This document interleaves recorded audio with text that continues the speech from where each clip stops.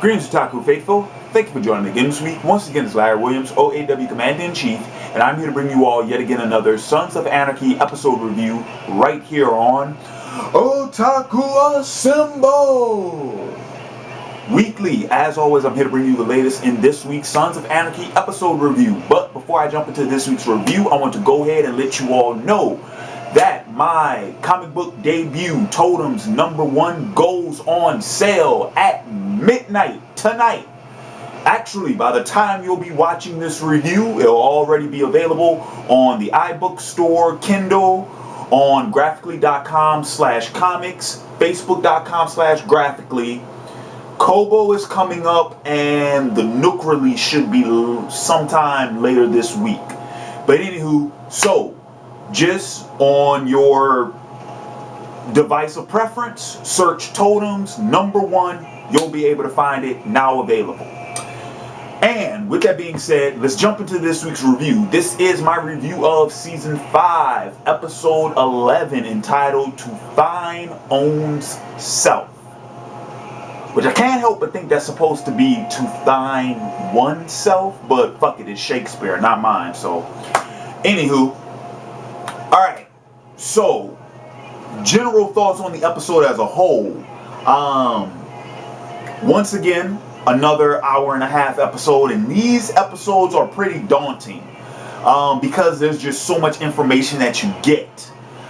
But as far as general thoughts on the episode, I thought it was a well-developed episode. I think that everything that happened in this week's episode is on point to where it needs to be. I think the story's on track. I now can see, do you all remember in my earlier reviews where I was talking about I wasn't sure what the end game for the season was supposed to be, what the final conflict was?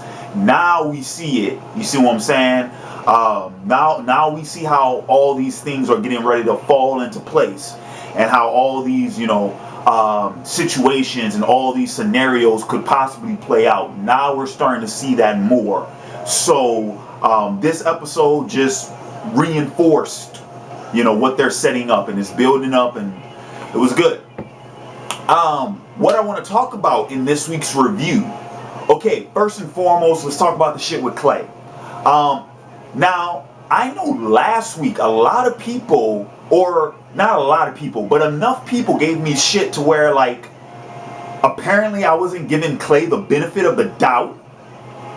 Are you fucking kidding me? I got shit for not giving Clay the benefit of the doubt? A wise man once said, fool me once, shame on you. Fool me twice, shame on me. You can go ahead and trust that motherfucker if you want. He ain't fooling nobody over here. Fuck the bullshit. I don't play the games. Y'all can go up there and, Clay was looking out for Jax. He's being compassionate. He did the same thing in this week's episode. Oh, he's being compassionate. That motherfucker ain't fooling nobody. He could be Okay, alright.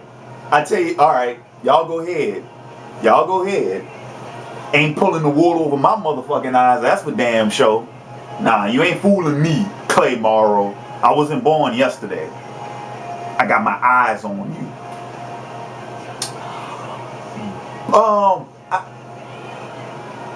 Actually, now that I think about it, I'm real curious to see why he even did that. Because honestly, I don't think Clay doesn't give a fuck about Jax. I don't think he does.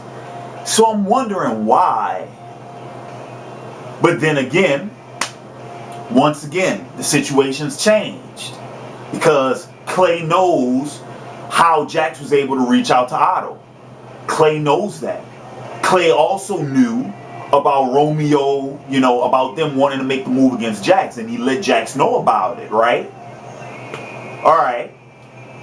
But Clay also knows now that Jax was after that, after those papers. If he wasn't, why would he move them after they were supposed to meet up at the house? See, that's what everything got fucked up in this week's episode, because for the most part, Jax's plan was on point.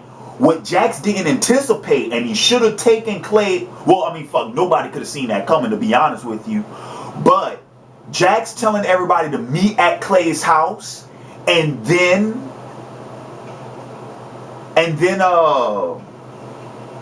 and then, you know, getting picked up by Romeo's people, that's what fucked everything up. And I don't understand why Jax didn't just tell, well, okay, okay, scratch that.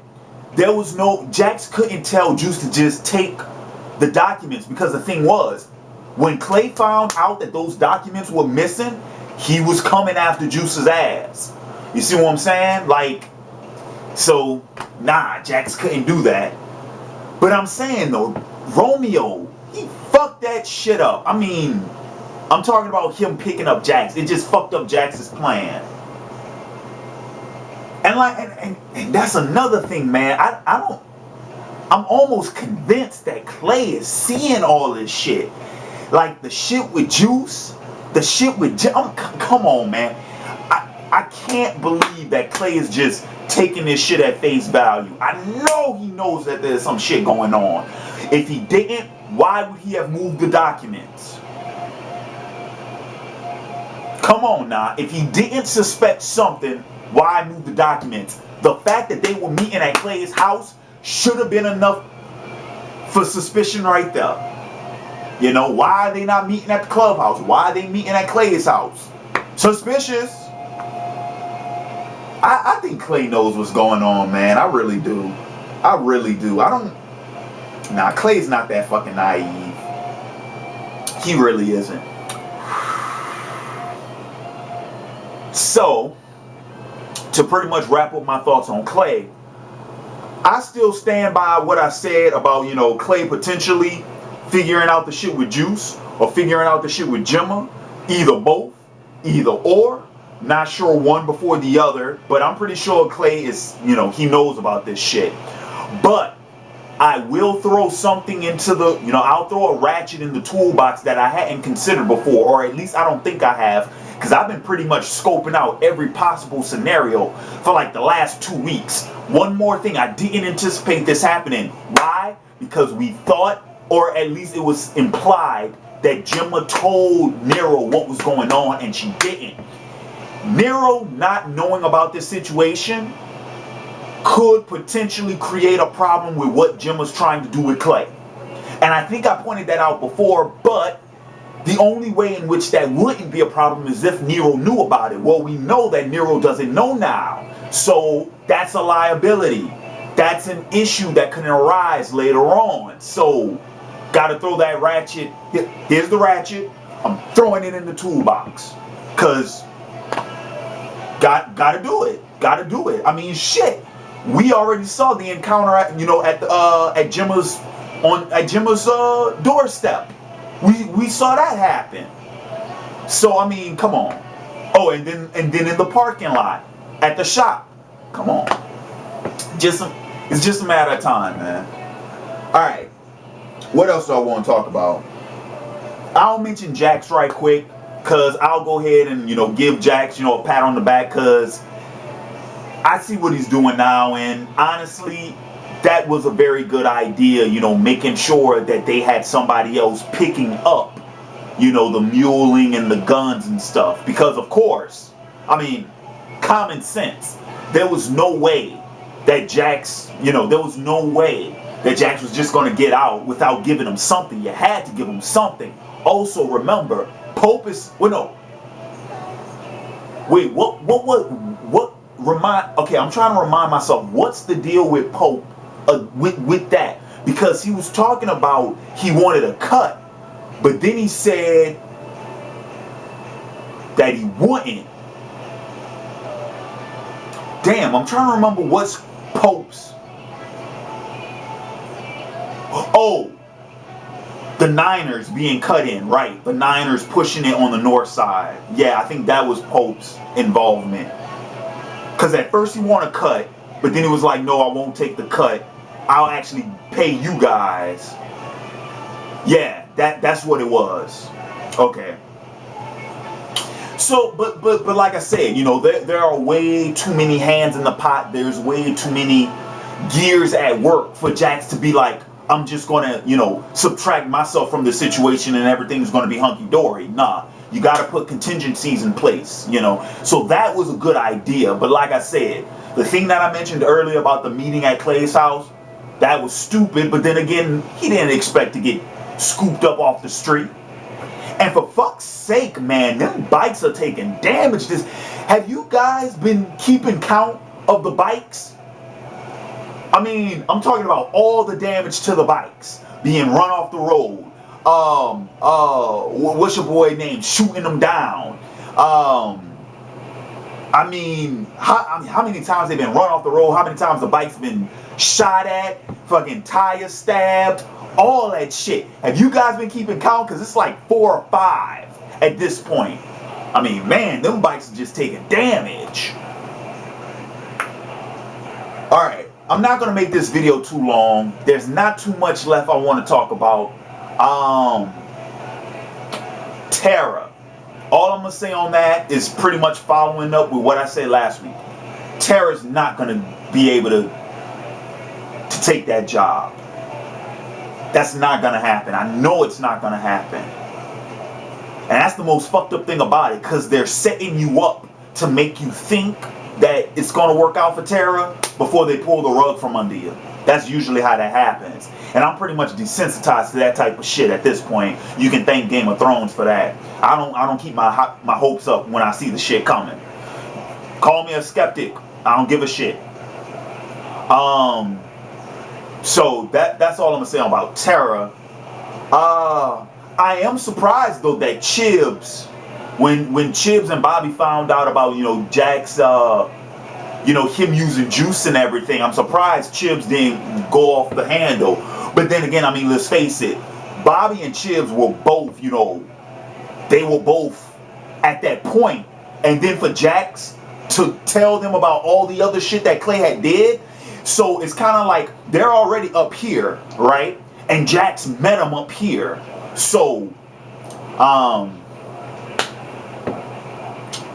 but it's like I've been saying, man, they gotta find a way to get Jax off that self-destruct shit.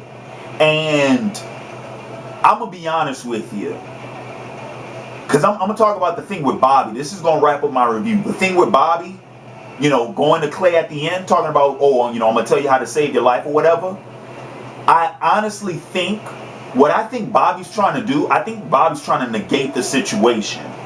Bobby isn't, for the most part, Bobby has been on Jax's side. But now, I think Bobby's at the point now where it's like, all right, it's time to diffuse the situation.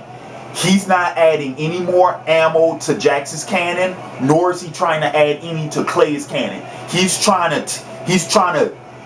disconnect the fuses. You see what I'm saying? I think that's what Bobby is trying to do. I think that's what his intentions are. But we all know the road to hell is paved with good intentions, and I got a feeling that that's going to blow back, especially since we already know what's going on with Jax. And, of course, this whole self-destruct shit, this, paranoia shit, the anger, that's not going away. All right? Remember the source material. It's not going away. You see what I'm saying? And I think that this move that Bobby's doing, this is what's going to put him on Jax's shit list.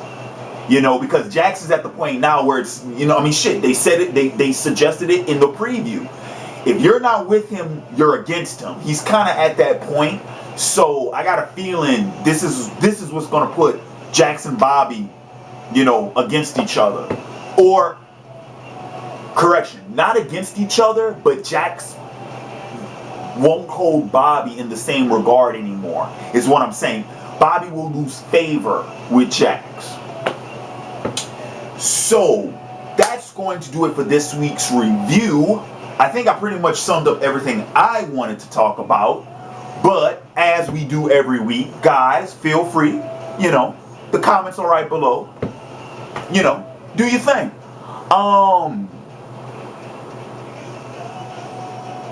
As far as videos for the rest of the week, I think I'm only gonna be able to put out the Arrow review tomorrow.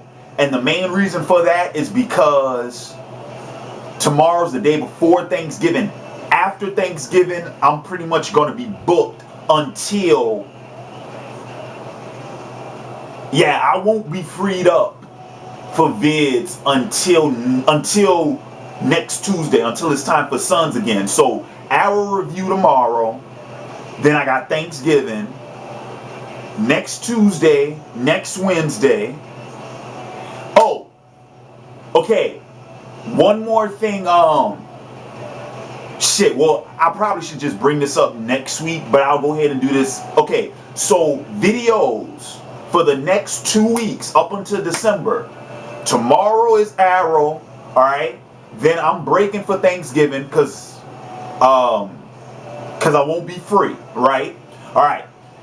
Next Tuesday is going to be Sons again.